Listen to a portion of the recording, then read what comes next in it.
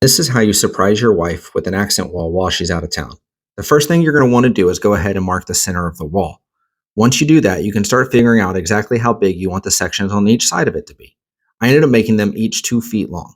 I took these boards and cut them down to an inch and a half by 3/4 inches. It's much cheaper if I cut them down myself instead of buying them that way. Now it's time to take these over to the chop saw and cut these to the actual height of the wall.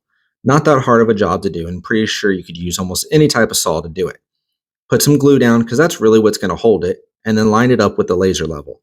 Yes, I know this is cheating, and somebody on here is going to say, if you're not using a 4 foot level, you're not a real man. Well, guess I'm not a real man. I cheated and I used a laser level. It comes in really handy.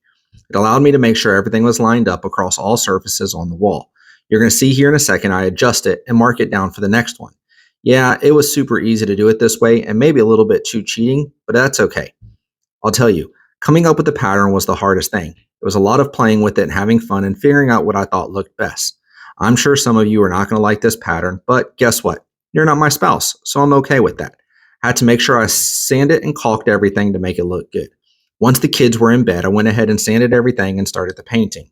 So, hopefully the wife likes it and hopefully you do too.